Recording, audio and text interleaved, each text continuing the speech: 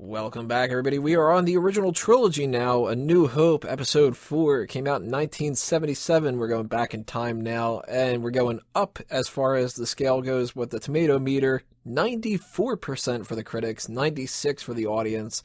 So this is when we're not getting in that 60-50 sort of range or something like that. We're getting into, like, the legit good movies, I guess you could say. Most people would say this one and the next one are the two best, and it's kind of hard to argue against it. But this is one of those movies that just forever changed cinema, and we're not going to break down as much of like the specific things because most people remember a lot of this. So we don't really need to remind you, like, I don't know, that C-3PO exists. Okay, everybody knows 3PO. This is where it all started and stuff. So we're going to kind of just keep this a little bit general and just sort of bounce around what we've thought over the years and how much Star Wars has kind of influenced a lot of things and different stuff like that. But what was the first time you ever saw Star Wars, essentially? And I would assume that it would be this one, but if it's not, then kind of elaborate on that a little bit too. But first impression of Star Wars in general, Angie? I was probably an infant the first time I was in front of it. My mom is obsessed with Star Wars, and I don't know when they started showing it on TV a lot, but just about every time my mom found it, we were watching it. And I really loved it, but there are a lot of scenes that scared me. Any in particular? Um, Like the trash compactor scene? oh yeah, that one was probably the one that scared me the most. Or like when I was really little, I didn't always understand everything. Like in the hologram with Princess Leia, Mm-hmm. I didn't really know like why that was happening, or it was the political stuff I didn't understand, but I loved so much of it, and the aliens again and the droids. The cantina. Yeah, the cantina And is so weird. yeah, and I still don't understand the cantina. What's up with that devil-looking thing?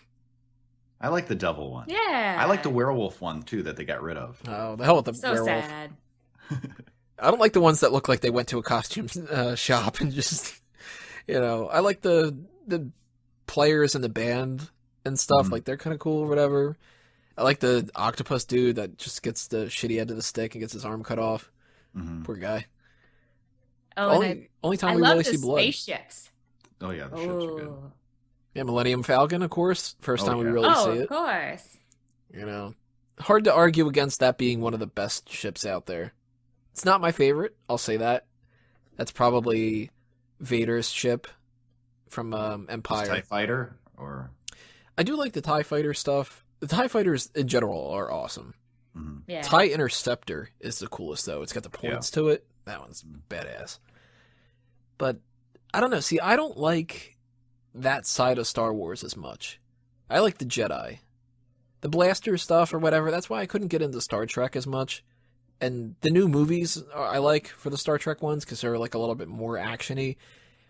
I don't see what's so great about, like, I don't know, like, I don't want to say like that, it's like bad or anything like that because it's not, but like, it doesn't captivate me to think that they're on another planet and there's alien life. I'm interested in aliens. I watch Ancient Aliens. I laugh my ass off every time David Childress is on screen or Giorgio Tsoukalos. But just the idea, like, I couldn't get into Star Wars until I started to understand the Jedi stuff more. I would watch originally, A New Hope and whatever, and it was just sort of like spaceships and, pew pew pew, guns and stuff, and I'm like, not my thing. But then when I got into the lightsabers and I got into, Darth Vader and Luke fighting each other in Empire, then it was just kind of like, this is pretty freaking cool. And then, of course, that's one of the reasons why I like the prequels, because that's full-blown Jedi. So that's something I'm worried about with The Force Awakens. I don't want this to be the beginning of A New Hope throughout the whole movie. I think it's a little too slow of a start. Especially with the long ship, you're underneath the Star Destroyer. Well, not necessarily the very beginning of that. No, I think that the beginning of this movie it's boring. You got the droids yeah. and What? I can see why you would think that. So weird. Don't agree with it, but I can see why some people would think that. Beginning's the best part. I don't mean the introduced to Darth Vader. opening scene. I mean the stuff with the droids on Tatooine. Oh Yeah. god, yeah, that shit is way too long. Yeah, I mean, it takes forever for the movie to start. Yeah. Sort of. That is true. Oh god, Owen. But I really like the androids. Except But for yeah, it does go on for a while. Why didn't they ever shoot the fucking pod? If they shot the pod, none of this would have happened. Darth Vader would have won. I know they're like, oh, there's no life signs aboard, but you know what? The plans don't need life, So it obviously, I don't know. Yeah, that would have made sense. And the other thing is, when it malfunctioned, it was like, oh, there's another pod. It's like, well, what did you do with the first pod? Did you shoot that pod down? Why didn't you shoot this pod down? Do you think they learned from their mistake and shoot all the pods ever since? Yeah, it would have only taken 2 seconds. Yeah. I mean, it only took 2 seconds to blow up Alderaan. Oh, too soon. Aww. Calen, what's your first thing? How did you get into Star Wars? Was it A New Hope? Well, I was born about 2 weeks before A New Hope came out, so I was a little too young to remember going to see this one in the theater. But I grew up with all the Star Wars stuff. I had tons of books and I had all the original action figures, and so growing up with the books and toys and records and things like that, that's kind of how I got to know it. I think I actually saw Empire Strikes Back before I saw the first New Hope. But going back and seeing it, man, it really, I don't know, it's so iconic. There's just so many parts. It's just part of our culture now. I mean, like you said, we're introduced to all the wonderful ships. We're introduced to Luke Skywalker and Darth Vader. Episode 4 is just so strong in so many ways. I love everything going on board the Death Star. We have Grand Moff Tarkin's a great character. We have introduction to Han Solo and Chewbacca. Just so much going on in it. It's a great movie. I do like how it opened up with the droids. We have they're aboard the ship and it's being attacked, and we have C-3PO and R2-D2, and they're like our first go-to. That's how we're introduced to the universe. Is they have the first line. C-3PO has the first line of the whole series. So I thought it was a great introduction overall, and the movie, like you said, there's certain parts that are kind of slow, but I can't really fault it for that because every part seemed to serve a purpose. So I'm very, very, very much a fan of this movie. I rate it very highly. Shaun, how did you get into Star Wars? I got into Star Wars one day when I was ill from school with the chicken pox. And we had a big library of VHS tapes. At the beginning of the line was the children's films, and towards the end were the adult films. And I was so ill and dying of these chicken pox, my dad was like, you know what, Shaun? You can pick any number from 50 to 72 for the VHS collection. And I picked 51, which was Star Wars A New Hope and Star Wars Return of the Jedi and Revenge. Was 50 Debbie Does Dallas or something? I think 50 was the Rocky films. And I wanted to watch Star Wars because I was really into space when I was like 6-7 years old. So I was like, oh, I want to watch something in space. And I was never a fan of Star Trek because my dad used to watch the Star Trek shows on Sunday, and I found Star Trek a bit boring. So we watched Star Wars together, and that was the thing. And then my dad bought me a lightsaber, which was pretty cool until I swung it and I hit my sister in the eye with it. So what else are you supposed to do? So that was taken away from me. But yeah, I enjoyed it. I thought it was a thing. I liked the X-Wing. The X-Wing is today still my favorite ship in sci-fi film, and that was the main reason why I bought Battlefront, was to fly an X-Wing. So, Star Wars has influenced, so much. It's changed the way that movies work, literally, with CGI. It's changed the contracts. George Lucas was able to make so much money off of being able to take the merchandising rights for things. That's changed merchandising in general to an insane amount. But it's changed storytelling too. I mean, this is the classic hero's journey.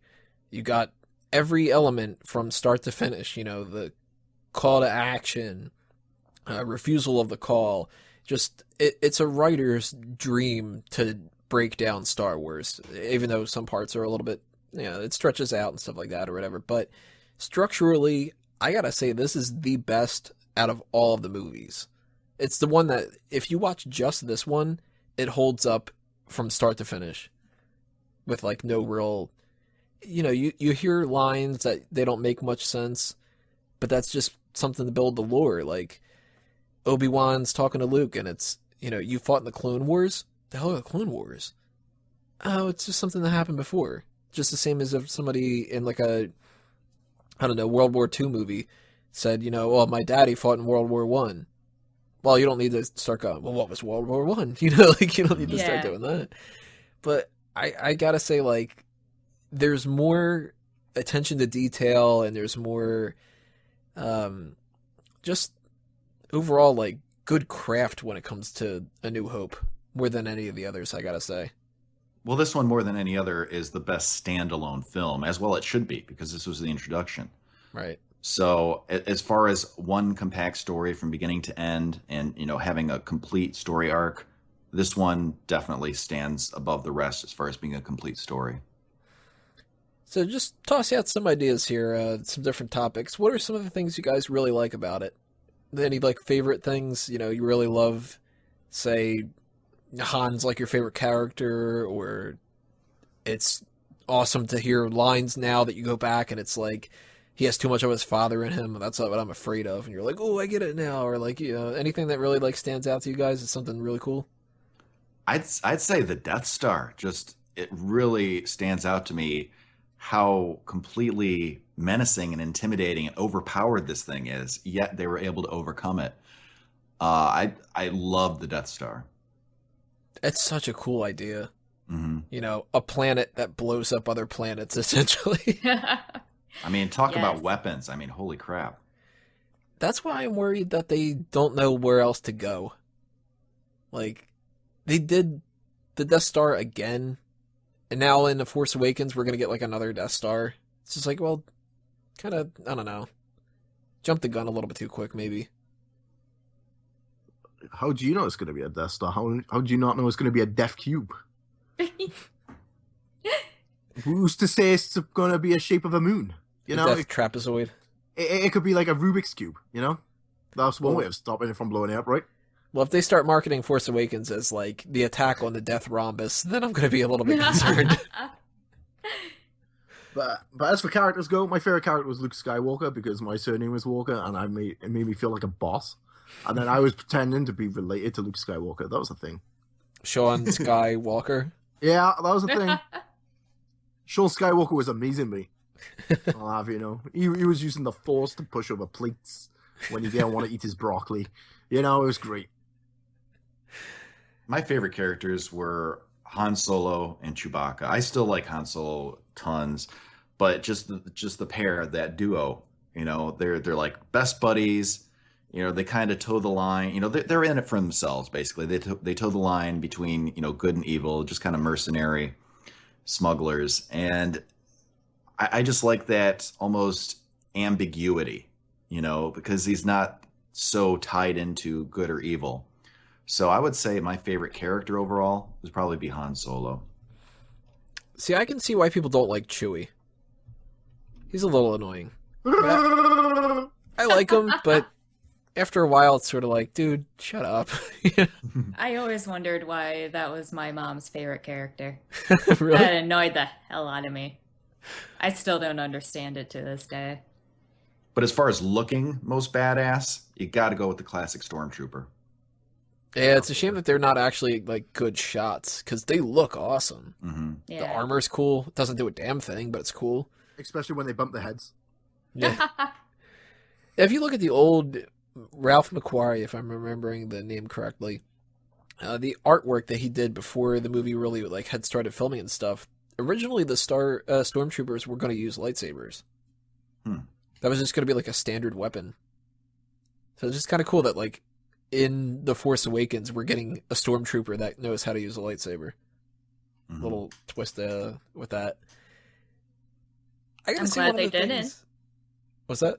I'm glad they didn't. Oh yeah, because it makes it so much more cool. Like, Yeah. you know, only the Jedi use this, and thankfully they don't call them laser swords like they were originally going to call them. Lightsaber is such a cooler name. Oh yeah. I gotta say though, there's something that bugs me about this movie. After, like, the more time goes by, the more dated it looks. Well, that's why they keep upgrading it. Well, if you didn't check out the podcast already, we did a whole discussion about whether or not they should do the special editions and stuff like that. But even just in general, like, some parts of it just don't hold up as much anymore. Like, I look back on A New Hope now, and I can pick out so many more flaws. And there's things that, like, continuity's gotten weird. Like, Obi-Wan says, you know, I don't seem to ever remember owning a droid. And he's true, he never owned R2. It was never his droid. But, like, I don't know. Some of it kind of bugs me. No, You he owned can't do R4, that. dude. Was it R4 he owned? It was R4, right? I think it's R4. Yeah. R4. I love watching old movies, and you can't pay attention to their age and what they look like in that. I mean, In that yeah, way. there comes a certain level of, you know, suspension of disbelief. Mm-hmm. So things like, you know, lines like that, I don't really put much stock in, because like you said, he didn't actually own R2. You're on about disbelief, dude. They're fighting with laser swords. All right, fair point. Yeah, but it's like, you look at the Obi-Wan and Darth Vader fight, and it sucks. Oh my God, Well, yeah. That's because they're two old-age pensioners. What do you want them to do? Stop flipping? Yeah, Dooku and Yoda could do it. Well, that's Yoda, right? And Dooku was just, you know, he was James Bond. But, you know, Obi-Wan is awesome, and Vader's God. Like, Vader's got robotic knees. He doesn't know how to jump. I always wondered if it was like that because of what they needed to do with the lightsabers. mm-hmm. Yeah, because they, like, back then, they didn't know how to rotoscope and stuff like that, so it's like, you just hold this and don't move all that much. I mean, Yeah, I'm surprised. exactly. I thought that's why it was like that. I'm surprised that's something that hasn't been updated. You know, oh, well, the lightsaber battles in the original are not as intense as the new ones were doing. So let's go back and let's, you know, have all computer generated characters and do new lightsaber battles and completely replace those scenes. If they could figure out a way to do that and make it look good, I'd be all for it. But none of the CGI stuff looks good. No, they can't just do like a Michael Douglas Tron kind of thing or whatever, you know. Mm-hmm. Get Ewan McGregor. He could be Obi-Wan again. Come on. Refilm that. Make him actually fight. It'd be so much cooler. You know what was really disappointing? Is the amount of airtime Darth Vader actually got. He was only in the film for 12 minutes total. Yeah. Makes But him made seem more such an menacing, though. impact, though. Yeah, Yeah. exactly. I think that's why I prefer Empire. See, I'm disappointed more in the amount of time that Jawas got. They should have been more on this film. Jawas are awesome. Hell with these droids. Give me Jawas as our little go-to people. Give me a Jedi Jawa. The Jedi Jawa. And you have a go at Ewoks? Jawas are so much cooler than Ewoks. Jawas have clothes on. They have little hoods. They're like little Jedi already. Ewoks wear some articles of clothing. I don't see a Jawa ever hit himself in the head. There you go. Plus they say Utini. They're cute little guys. I'm going to point out one of my favorite lines of this whole film. That's the little part there with Han Solo and the intercom. We're all fine here now. Thank you. How are you? Yeah. That's fantastic. That part's awesome. That was improv, right? I think so. He I think I is my read about favorite It character. was a boring conversation anyway. My favorite scene, though, in the entire film was where Luke is stood looking at the two moons. That's pretty cool. Yeah. Very powerful scene. The music is so good. I mean, this Luke's theme introduced is amazing. the music. The throne room music is so good, and It's weird though to go back now and realize that there's no Imperial March. You just kind of take it for granted that it's in there.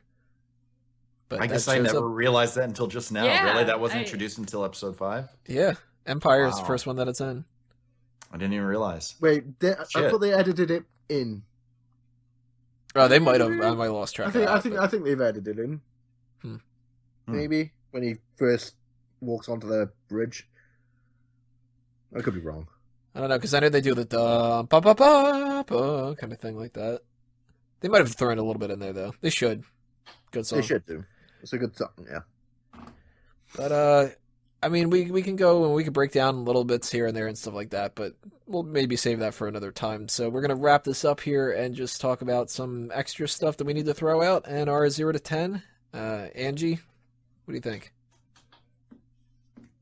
I want to give it a 10. I'm gonna give it a 9. This movie changed theatrical history, and just it was so amazing what it did and what it created. No arguments from my side. I'm actually going to give it a 9 too. I think I can't quite give it a 10, but 9 is it's admirable. At the very least, I can say. Exactly. Shaun, what do you think? I give it an 8. I'll give it an 8 because it's not perfect, but there's some good parts. Like, who would ever forget the scene when Obi-Wan Kenobi told Luke Skywalker to turn off his computer and told him to use the midichlorians? Good times. Use the mitochondria in your blood. I mean, the Force. So you also gave episode 3 an 8, Shaun. You would say that episode 3 and 4 are about the same? Yeah, I would say that, yeah.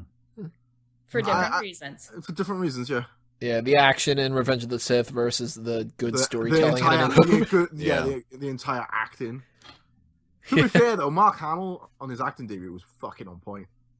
More so than Asian Christians. Calen, what's your thoughts? Man, this changed everything. You know, I can't go on enough about how this is so important in the history of film. And as far as personally, I love this movie. You know, it's not my favorite Star Wars. We're going to be getting to that one next. But I would say this is probably my second favorite Star Wars film. And I overall also give this one a 9. I can't give it a 10. I don't think I can give it a 9.5. It's not perfect, but it is very, very strong. So I say 9. Good scores all around. I'm pretty sure that everybody's going to agree with that, but if you don't, then leave your comments below and tell us why this isn't so fantastic. And we're going to continue on with episode 5, The Empire Strikes Back. See you in part 5.